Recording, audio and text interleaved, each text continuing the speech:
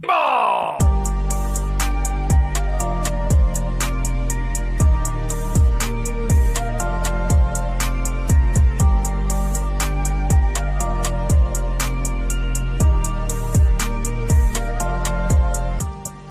You're listening to Twins Takes, the Minnesota Twins podcast.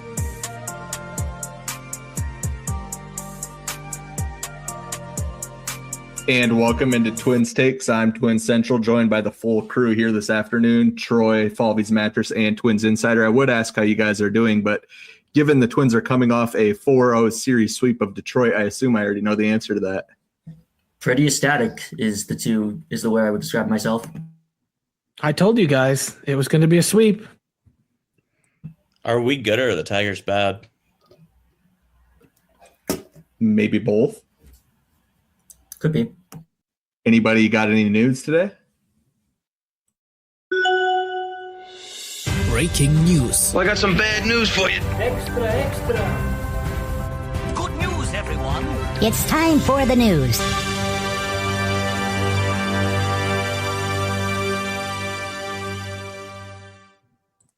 I've got some news.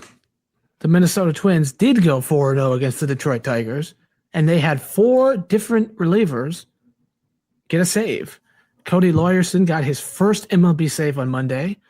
Justin Topa and Cody Funderburk got some. And then Garrett Acton earned his first MLB win today, and Eric Orsi closed it out.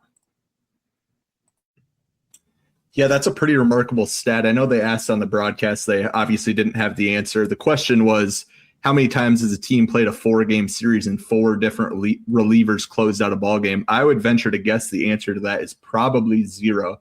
First of all, there's not too many 4-game sweeps. And second of all, teams that are winning 4 straight over another team are more likely than not going to have a proven closer, with which the Twins do not have. So that's pretty remarkable to think about, that it may be, if not the only time, certainly just a handful of times in the history of baseball that that's happened. And shout out to Garrett Acton getting his first major league win today. And also, Royce Lewis suffered almost an injury scare, I would like to describe it. It wasn't really, but he was shaken up after a swing in the bottom of the 8th inning. Obviously, considering his injury history, we all held our breaths for about a couple of seconds there, but he stepped back into the box and then legged out an infield single, which is pretty remarkable, in my opinion, given his injury history. So it was really an injury scare, but not really. I mean, that was just kind of funny watching Royce. We're all holding our breath, like you said, Troy, and then he hits a dribbler to third base and he's got to leg it out. But I kind of laughed at the irony there. But attendance got better throughout the week. Maybe fans are starting to show out now that we're winning. Monday, we had 12.5 thousand there. Tuesday, with a slight dip at 12.4 thousand. Wednesday, we jumped up to 13,000. And then on a nice Thursday, sunny afternoon, we had an announced of 19,000 fans who had bought tickets. It's always good to see the park get packed and see the Polehead family make some money. They do have to pay down that debt somehow.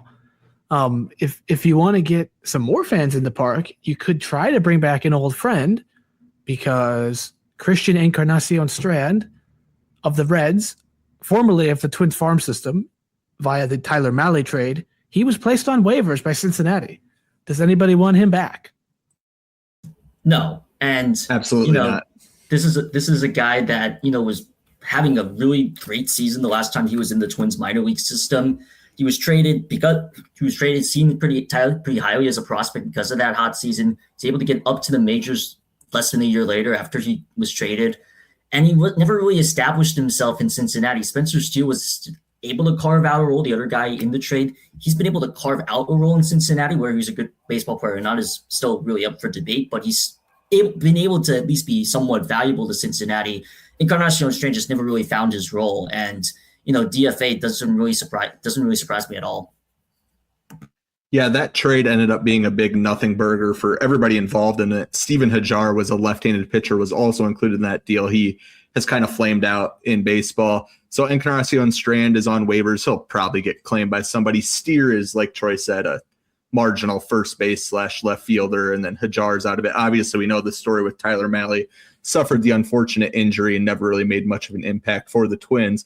But a guy that the Twins did trade for and is currently making an impact, Taj Bradley, I would say the number one story out of this 4-game sweep over Detroit, continued his hot start Monday night or Tuesday night against Detroit. He now features a 31% K rate, 5th in the AL in strikeouts, 3rd in ERA, 4th in win probability added with 0.79. His ERA is down to 1.08. Just a phenomenal start for Taj Bradley. Yeah, and what's really standing out to me is that not only is the velocity good, but he's getting, strikeouts out of it. He's keeping hitters off the base paths. That was a little bit of an issue in his first 2 starts, but really this one, he was locked in through the entire way. And he has 22 strikeouts just compared to 4 walks. Not a lot of pitchers right now in baseball have that good of a strikeout to walk ratio. I believe Jose Soriano was the other player who had similar stats to Bradley before his start last night. And, this is great, just great to see for the Twins because they've needed somebody else to really step up in the rotation besides Joe Ryan. And Bradley's been the guy in this rotation so far. Ryan's had some struggles, and Taj Bradley comes in, and he's been the most consistent 3 out of 3 starts for all the Twins starting pitchers. It's been really good to see. It's been one of the best stories in baseball, really, overall, because not all people were at least high on Taj Bradley in the just outside of Twins media, and here he is looking like one of the 10 best starting pitchers right now in all of baseball, I would like to say.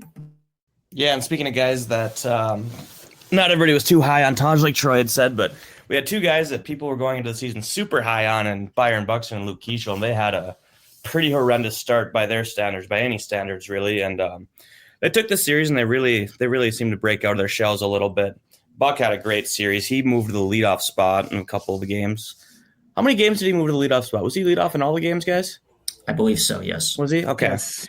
Well, Buck went 5 for 15 this series. He had no ribbies this series, but he scored 6 times and walked 4. So it's good to get him back on the base paths, running around and doing his thing and just hitting the ball hard. That's what I noticed. His at-bats really, really looked a lot better this series, working the count and just hitting the ball hard.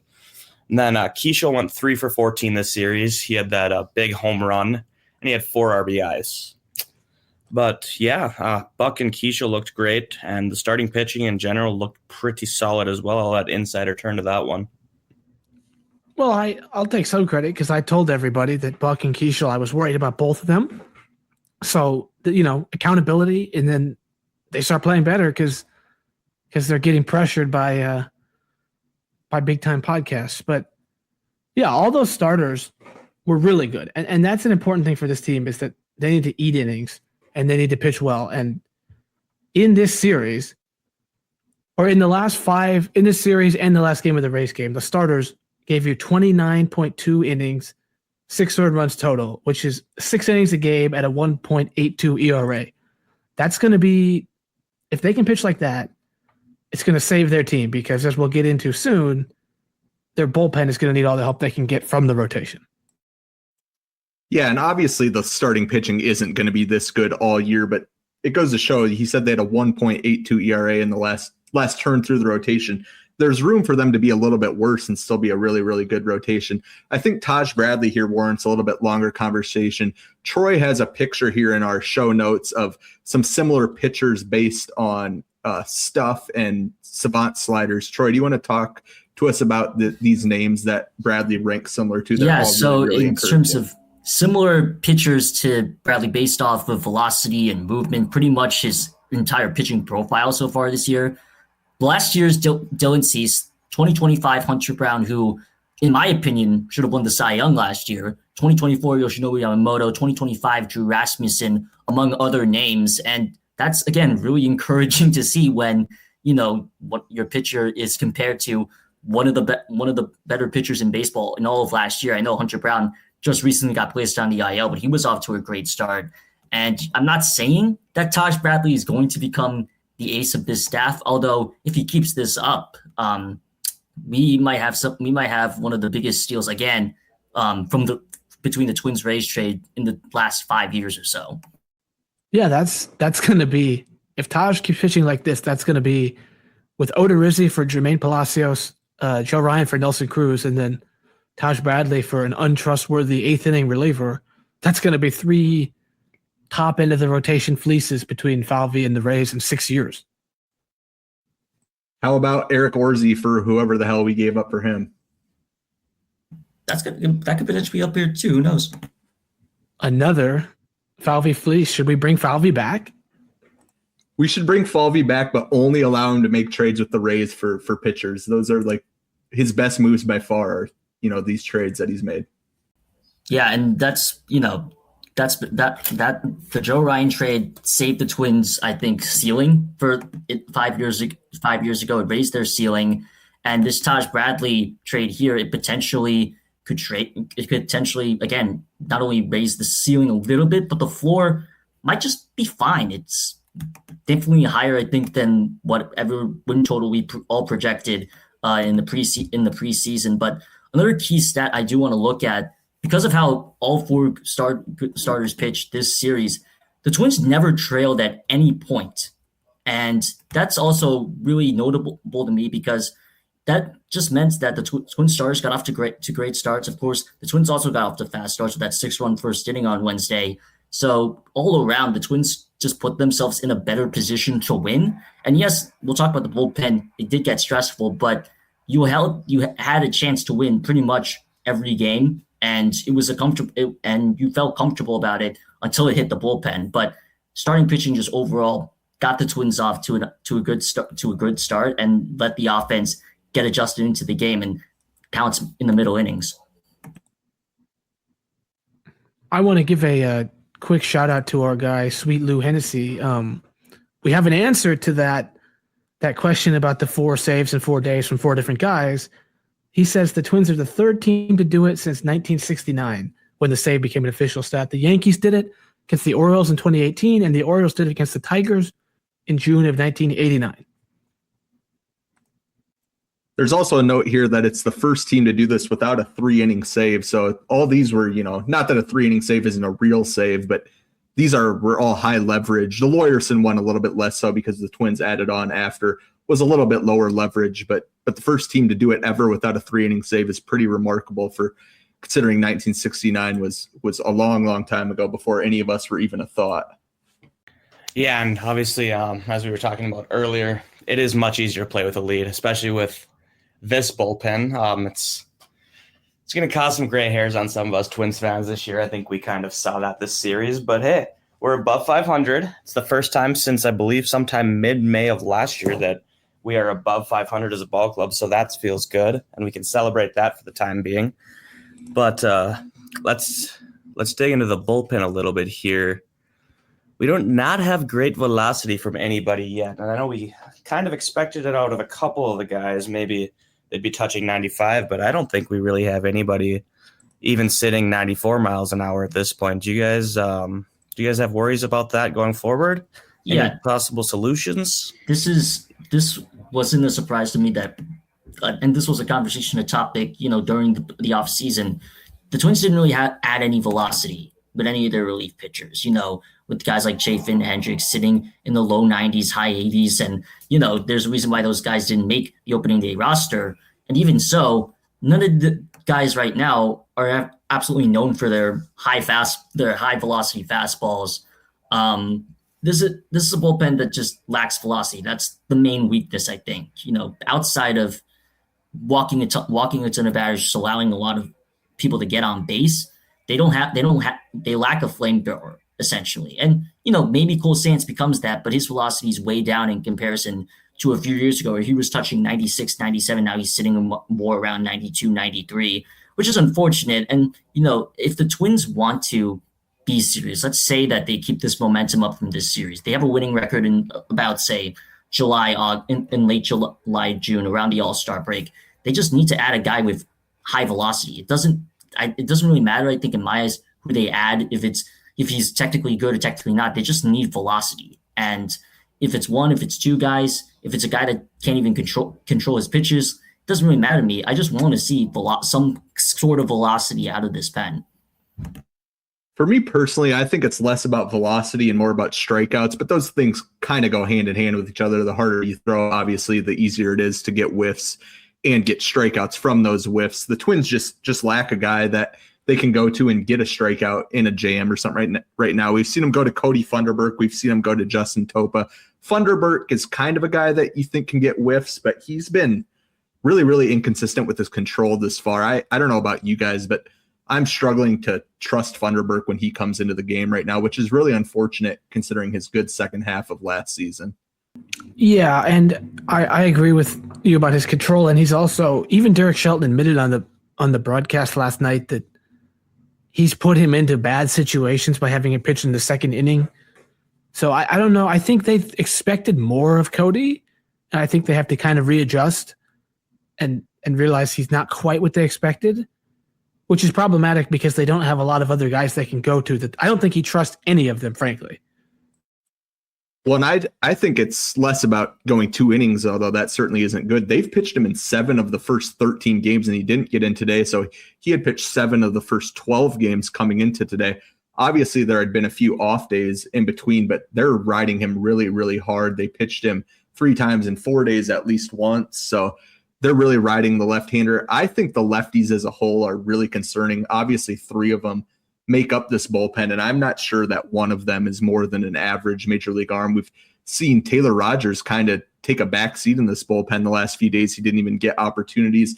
Anthony Banda has been similar to Funderburk, where he's not necessarily walking guys, but he's hitting a lot of guys. He doesn't really seem to be an answer there either. So not only from the right side are they looking for answers, I think from the left side here, as we continue on in this season, they're going to be wondering what they're supposed to do.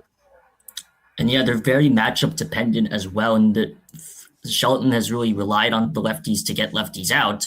But like when you're a left-handed pitcher like a Funderburk who's been inconsistent in even getting left-handed guys out, that is a massive concern. And because you should be able to win these lefty-lefty matchups on the mound. And it just hasn't really worked out to what I think Shelton envisioned.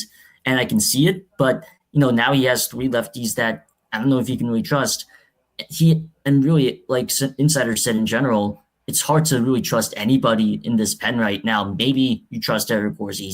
He had a good series. Maybe you trust Cole Sands, but those are even just maybes. And that's a concern even for a team that won 4 games, that this was just the obvious glaring issue. It didn't matter how good even if the lineup had a good day, which it did for 3 out of 4 games this week. Yeah, and I think that Wednesday's game was really kind of big picture what we expect out of this bullpen. He had to go to 5 or 6 relievers to get 12 or 13 outs. It was really, really ugly there for quite a while. They almost gave it away in the 9th inning. Luckily, Luke Keeschel made a hell of a play on that liner in the hole. If you're looking for answers at AAA, John Brebbia, since he's been signed, has gotten off to a decent start. We talked about him a little bit. None of us have much faith in him as a long-term answer, but I think we're probably a few days to a few weeks from seeing him in a Twins uniform. And then Marco Raya, who has obviously been talked about a lot on this show, he's off to a good start for the Saints. 4.2 innings pitched. He's allowed 5 hits, 3 runs. That's a 3.86 ERA. He is striking out 13.5 batters per 9 innings, but he does have a 1.5 whip. That's just what you're kind of going to live with for Marco Raya. Do you guys think that we're like near being on Marco Raya watch, or do they want to see this out of him for quite a while, even as the bullpen in Minneapolis continues to, kind of play with fire?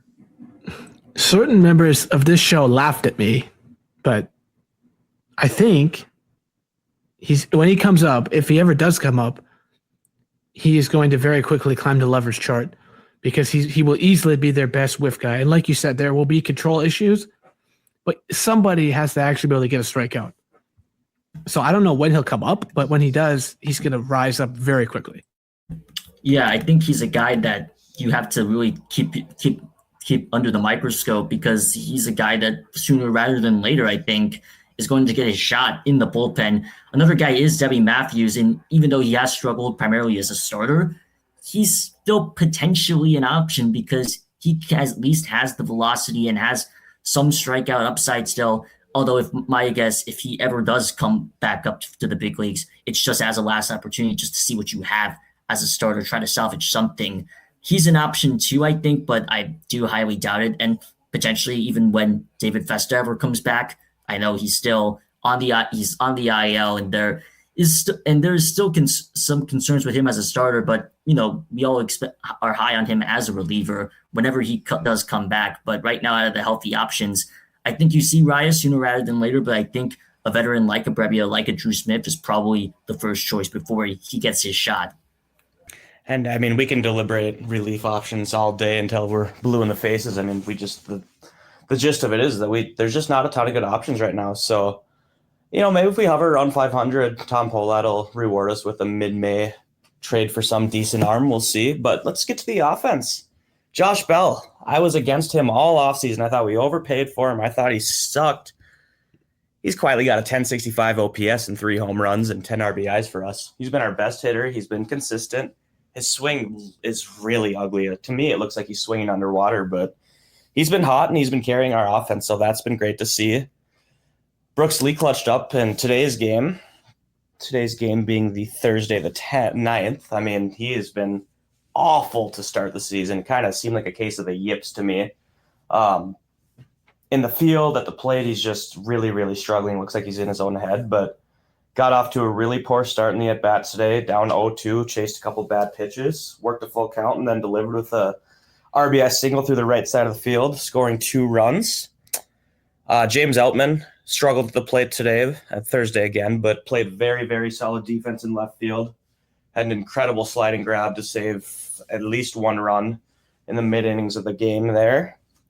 And then it just seemed to be a much cleaner series just defensively overall, and I thought we were aggressive on the bases, but not reckless on the bases this time around. I think we took extra bases when we could, but we didn't throw ourselves out or run ourselves out of any big innings, which was good to see. Yeah, I agree with the defense specifically. There wasn't really a lot of mistakes. It was mainly mistake-free baseball. And again, I do like the Twins, again, being aggressive on the base paths. Maybe you should, again, be more aggressive with guys that actually have speed, like Austin Martin, like Luke Keisho. Why are we stealing Cody Clemens? But, it's good to see that they are at least willing to send guys. Doesn't really matter who is on first base. And another thing that is to note, we talked a lot about the Twins and the pitching staff and the bullpen, but overall, despite how shaky the bullpen was, the Tigers' offense really struggled with runners in scoring position. 11 for 53 for the entire series. That's just above a 200 batting average. And today specifically, they were 0 for 11 with runners in scoring position. That's just not going to win you a lot of games, and specifically for a team that is meant to be the class of the AL Central. Now they're dead last. That it was a really rough series for them in terms of scoring runs. And another key interesting note was that they didn't have a home run in the entirety of the series. Yeah, the Tigers' offense was really toothless throughout the entire series. They were just 11 for 53 with runners in scoring position. That's a 208 average. As Troy mentioned, no homers out of a lineup that features some 30 home run hitters. So they were really, really bad. Obviously, the weather wasn't great, but the weather was good enough for the Twins to jump on some really, really good starters in Tarek Skubal and Framber Valdez. Runner in scoring position is a stat kind of like in the NBA. You look who made more threes. In a Major League Baseball game, look at the runner in scoring position stat. Whichever team came through with more hits is probably going to win the game. The Twins took advantage here, and the Tigers did not. Yeah, it was just really tough to watch this Tigers offense. The only one hitter that I would say really impressed me was Kevin McGonigal, but even then, the Tigers just really struggled even when they had every opportunity possible. And we'll talk a little bit more about them later on. We'll also talk about our series takeaways coming up right next after this break.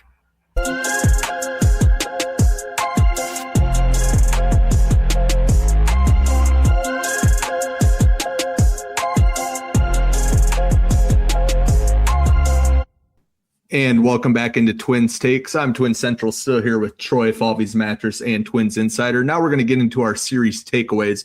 Mine is that Brooks Lee really seems to be feeling the pressure, whether that's of just needing a good season after scuffling in his first few years of the major leagues, or having Kalen Culpepper breathing down his neck and Merrick Houston not too far behind, who is off to a good start in Cedar Rapids. He seemed really emotional. We saw him get the bat knocked out of his hand on a failed bunt attempt. We saw him ground out late in the game on Wednesday night, and they showed a shot of him in the dugout. He looked to be pretty down on himself. So I think that today's go-ahead two-run RBI single to give the Twins the lead late could be really, really big, give them something to build on, or at least that's what I'm hoping for. Yeah, I agree with that. And my takeaway, well, first of all, it's more fun when the team is winning. But my main takeaway was that Buxton is this team's spark plug. When they moved him back to lead off, the offense looked better. He looked better. He gets everybody fired up. And trying to have him hit 2 was an interesting idea, but he's the leadoff hitter, and he should stay the leadoff hitter. Yeah, and that's interesting. And I think this team will go as far as Byron Buxton can take them. My takeaway is that Kevin McGonigal is really good, and that sucks. Whether he's facing a left-handed pitcher, right-handed pitcher this series, he was on the base all the time. He was hitting the ball hard, all parts of the field. We're gonna have to face him until he's priced out of the Tigers. So I was kind of using this series to really watch him for the first time ever, and he's good. That sucks. We're gonna have to deal with him. Yeah, my takeaway was that, listen to this. We've seen the bullpen pitch this season so far, and specifically through this 4th series. It's fun to witness, guys get a different guy getting a save every night, 4 saves in 4 nights. However, I just think that it's also the most unserious thing ever. It's really frustrating to watch, obviously. And when you, again, have a guy that has no velocity, guys that have no stuff whatsoever to get strikeouts, it's really frustrating to witness and also just unserious. I think everyone feels that way, and I do want to reiterate this if we didn't touch on it already. Dan Hayes Wednesday night, tweeted about the sort of hope-o-meter thing. He did a little poll about asking Twins fans if they're serious, and someone responded, "I would have hope if I had any faith the team might do something at the trade deadline." And Dan Hayes says, "If they're close, I think you'll be surprised. I mean, we'll see, but you can't talk that talk and not back it up." So I've been saying this for a while.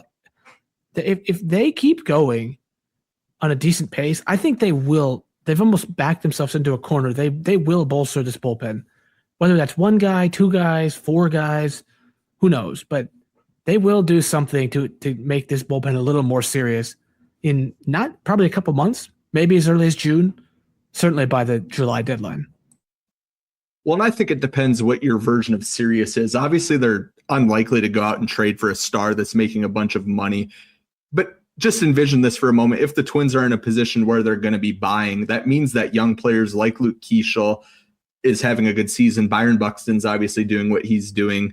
Victor Caratini and Josh Bell are probably having pretty good years. And that also means that some of the young guys you've probably called up and are off to a pretty good start. So they're not going to need to trade for a star. If things are going well, they really need just 2, maybe 3 relievers if they want to give themselves a chance.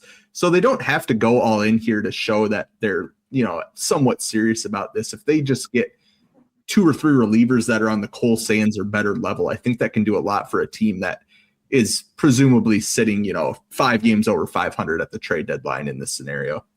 Yeah, and that can be done without you're not touching Jenkins, Culpepper, Rodriguez, Tait, Prelip. You're talking about organizational guys in the teens and 20s, or maybe even unranked guys. So the bullpen is the easiest thing to trade for.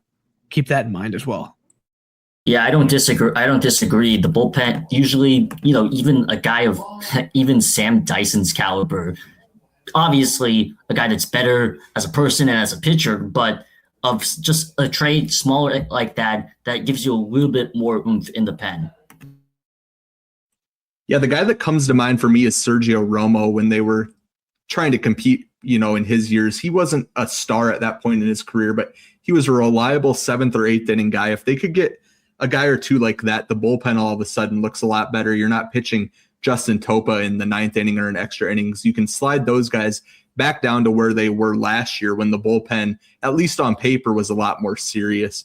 And now we wanted to get into the stat of the week, a new segment that we're going to try out here. And for this week, we wanted to focus on ABS as a whole. Ryan Jeffers, we saw it throughout the series. He's 10 for 15 as a catcher in challenges. Victor Caratini was 3 for 3 this afternoon, overturned a few strike calls.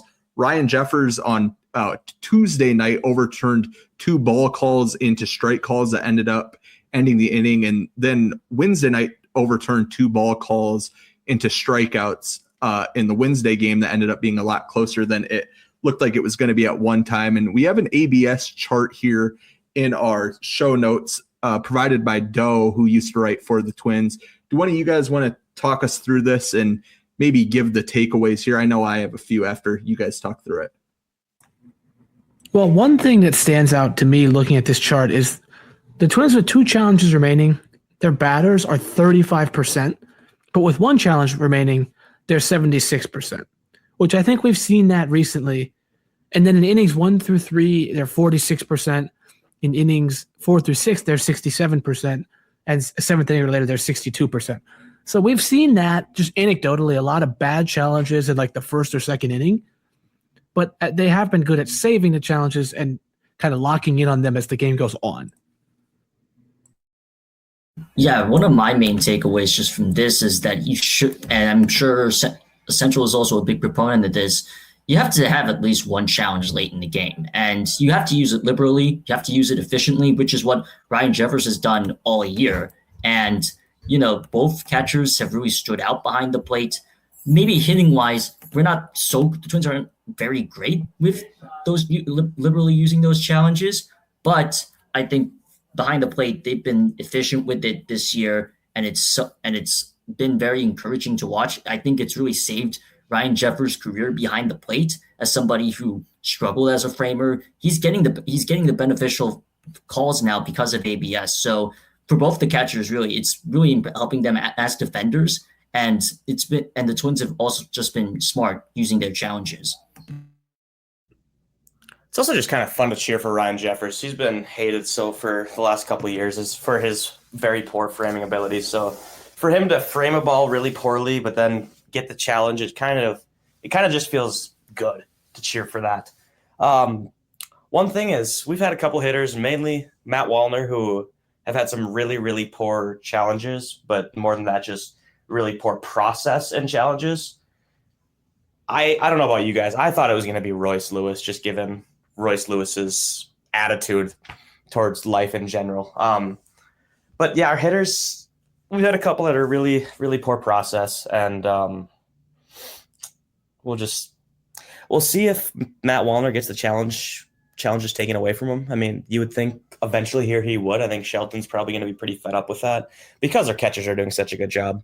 Our catchers are hitting at a 67% rate, and the league average is 59%. So that's been really good to see. But Central, I'm going to kick it to you. I know you've got a couple more takes on this. Yeah, so going back to your conversation about limiting certain guys, you said Matt Wallner. It was mentioned on the broadcast that Derek Shelton here for the first month, he's not going to limit anybody. He's just going to let guys, kind of take it as it comes. And I think that's a fine process as you get more data. Obviously, the chart that we're looking at is before the Wednesday night game, and there were a fair amount of challenges. So this data is a little bit old. But if I was in Derek Shelton's shoes, I think I would put some parameters on it. First of all, I would tell my hitters not to challenge unless it's a 2-strike or 3-ball count. I just don't think that it's worth it. Justin Marneau talked about it a little bit, that the 0-0 count for hitters is actually the most challenged count so far. And it is worth noting that the OPS based on a 1-0 or 0-1 count shifts something like 150 to 200 OPS points. So it is an important striker ball call, but I just don't think it's worth losing your challenge, especially in the early innings. I think like before the 5th inning, I wouldn't allow my hitters to challenge unless it's a 3-ball or 2-strike count. I just think it's not worth it. Obviously, if it's something egregious, you're going to allow them to do so. But you just have to have a challenge for late in the games. As I've mentioned, looking here at the league average numbers, they actually get worse as the game goes on. But the Twins are 62% in the 7th inning and beyond, while the league is 49% as a whole. So that's the number that stands out to me. You have to have challenges remaining in the 7th inning. We saw Austin Martin, I believe it was on Wednesday, blew a challenge in the first at-bat of the game. That's something that it can't happen. Yeah, I agree about the whole 3-ball and 2-strike count because, again, like obviously if you obviously get hosed in early or in the middle of the at-bat, you have to use the challenge then. But also, like Will mentioned with guys like Wallner, you have to be smart about it. You can't just be rational and think, oh, this is unfair. And maybe it is, but it's obvious, especially when Wallner challenges a strike that's right in the middle of the zone. So, again, you have to be really smart about using your challenges. And again, like I think in the 2-strike or 3-ball count, when it could potentially end an at-bat, that's when it's supposed to use the challenge the most. Well, I will point out briefly, Austin Martin did waste a challenge, but then they scored 6 runs that inning. So maybe there's a strategy there. Yeah, maybe that got the boys going or something. I think anecdotally, just from watching what pitches are challenged, it seems like hitters and umpires are struggling to see where the edges of the zone, particularly down and up, are. You see pitches just barely scrape the edge of the zone. 98% of the ball is a ball, but just that 0.2% is in the strike zone, which is all it needs to be. So it seems like catchers are much better at identifying, and obviously they have the best angle of seeing where a pitch crosses the plate. They're the only guys with a still head. The hitters are, obviously swinging at the pitch or tracking the ball, and then pitchers are completing their windup, getting into a fielding position. So I think that's something to monitor is when these guys miss, where, in the zone or out of the zone are they missing? To me, so far early, it seems like the corners of the zone, which obviously those are going to be the tightest calls that are going to be challenged, are the ones that seem to be missing the most. I think we could go on about the ABS for a long time. I know we've all been proponents of it. We wanted it years ago. As the whole of baseball is going to adjust as you get some more data, I think by the midpoint of this season, you're going to see strategies. You're going to see like charts of when you can and can't challenge.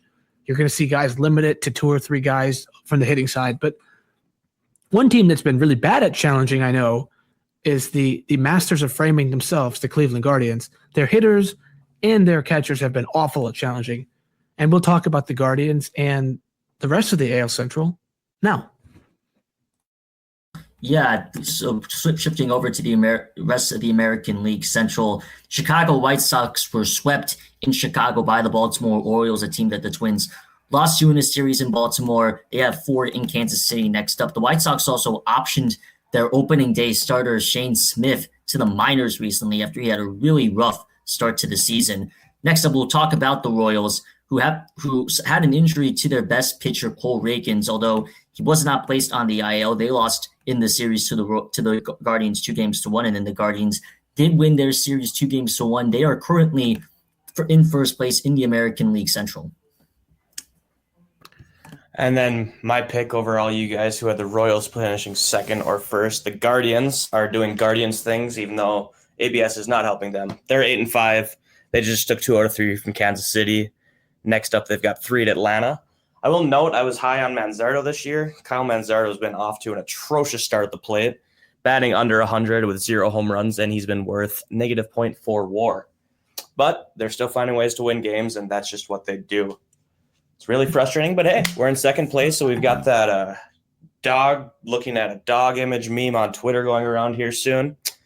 And then obviously Detroit just lost 4 straight to the gritty Minnesota Twins. So I want to ask you guys, how are you guys feeling about your ALC predictions so far? I mean, we're pretty early into the year. I think Twins just finished their 13th game. So what do you guys think? Yeah, I mean, like you said, it's still way too early here to, we were all negative last time we did this show, and then all of a sudden they win 4 straight and we're planning the parade route. That's just how it goes early in the season.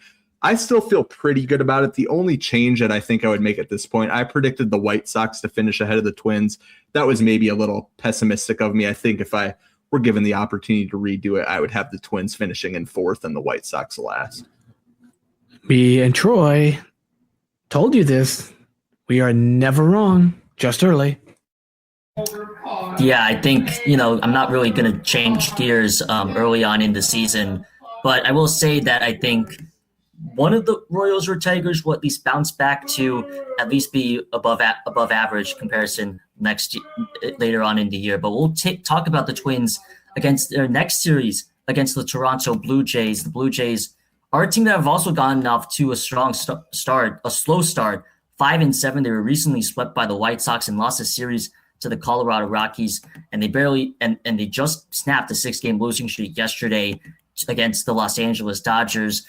The Blue Jays offense has been really slow to start the year. 16th in batting average, 93 WRC plus is 19th. Most of their guys that they've had big bats in their lineup, which really were the catalyst to their World Series run last year, have really struggled to start the year.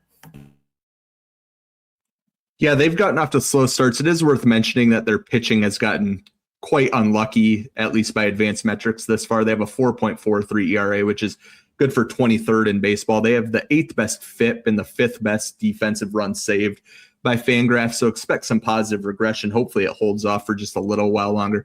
But the main story of the Blue Jays early season is they've just been ravished by injuries.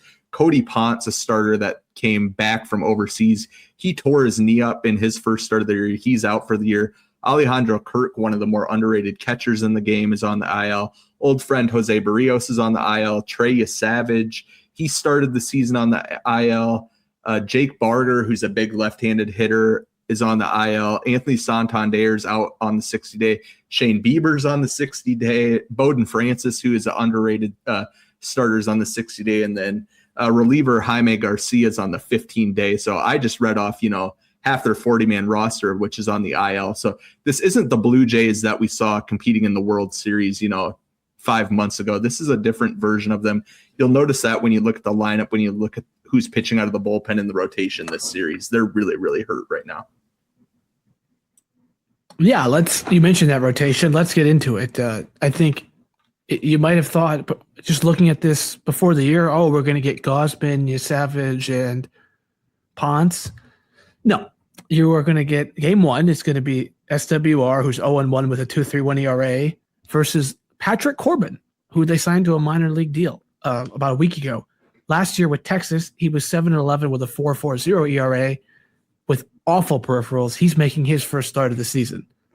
And now for those who know, he is a left-handed starter who throws junk.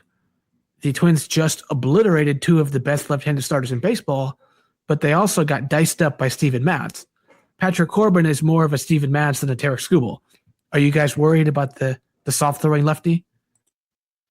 Yeah, and not only is he a Steven Matz, he's also, a Noah Cameron or a Chris Bubich. He's not going to rack up a ton of strikeouts. So he is similar to these southpaws that have killed them so far.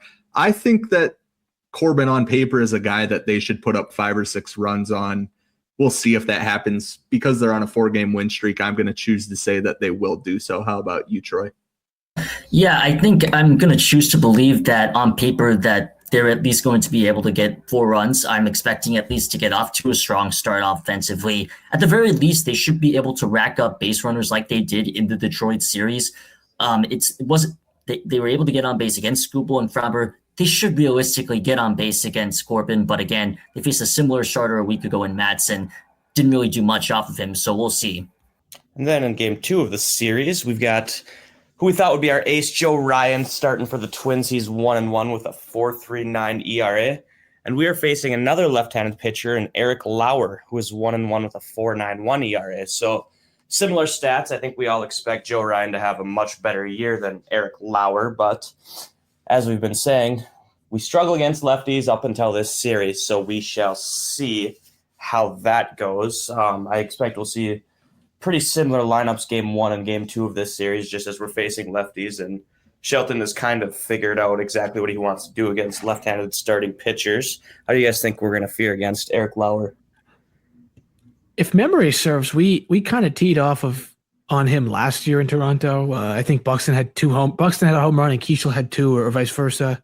I am curious to see with these lefties if Royce Lewis will be in the lineup, or if he is injured, if he gets an off day, a rest day, a DH day. We'll see about that. I'm also curious. I think our lineup, I trust them against these lefties. I do want to see. Joe Ryan has gone 5 1/3. I think he's gone 4, and he went 5 his last start. He needs to go deep in the game. With this bullpen, he needs to go 6 or 7. Yeah, I think you hit the nail on the head with that. He doesn't need to go out there and throw a Maddox, but he needs to get through 6 or 7 innings with, 90, 100, 105 pitches. So far, he hasn't done that. He's run into trouble. He's run the pitch count up thanks to foul balls, which is something that he's kind of battled his whole career. So I'm looking for a start here against a Blue Jays lineup that has scuffled coming out of the gates.